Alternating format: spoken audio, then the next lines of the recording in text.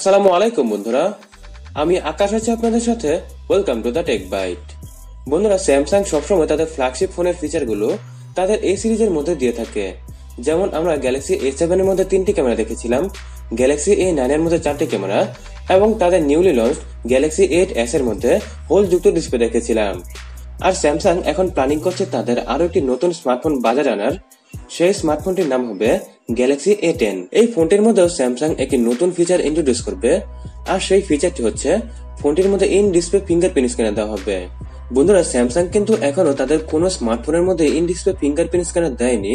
So যদি তারা Galaxy A10 ফোনটির মধ্যে ইন ডিসপ্লে ফিঙ্গারপ্রিন্ট স্ক্যানার দেয়, তাহলে এটি হবে স্যামসাং এর তরফ থেকে সর্বপ্রথম ইন ডিসপ্লে ফিঙ্গারপ্রিন্ট যুক্ত স্মার্টফোন।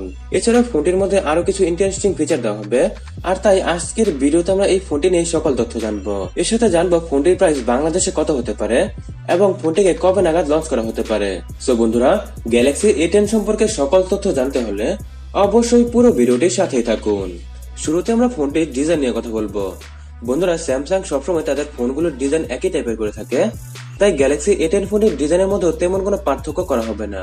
ফোনটির ডিজাইন অনেকটাই গ্যালাক্সি 8s এর মতো হবে, শুধুমাত্র যেখানে গ্যালাক্সি 8s ফোনটির রিয়ারে একটি ফিঙ্গারপ্রিন্ট স্ক্যানার দেওয়া হয়েছিল, সেখানে এই ফোনটির রিয়ারে কোনো ফিঙ্গারপ্রিন্ট স্ক্যানার দেওয়া হবে না, কারণ ফোনটিতে ইন ডিসপ্লে ফিঙ্গারপ্রিন্ট স্ক্যানার দেওয়া হবে। এছাড়া ফোনটির সামনের এবং পেছনের ডিজাইন হুবহু গ্যালাক্সি 8s এর মতোই করা হবে।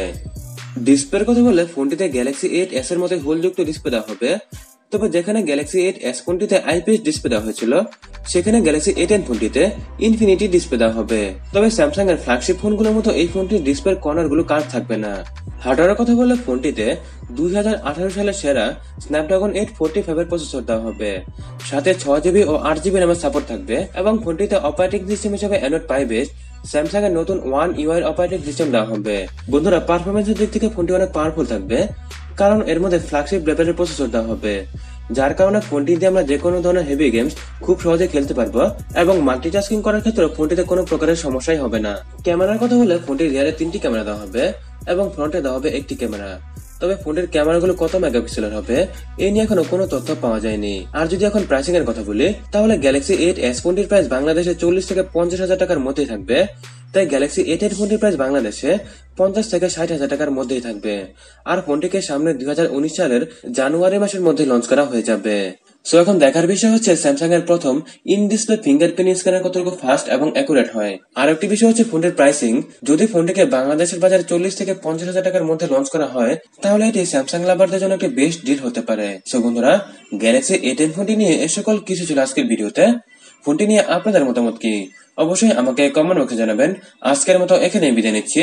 যদি আজকের ভিডিওটি আপনাদের ভালো লেগে থাকে, তাহলে অবশ্যই ভিডিওটি লাইক করবেন, শেয়ার করবেন এবং আপনি যদি এখনো টেক বাইট ফ্যামিলির সাথে যুক্ত হয়ে না থাকেন, তাহলে এখনই সাবস্ক্রাইব বাটনে প্রেস করে পাশের বেল আইকনটিতে প্রেস করে নিন।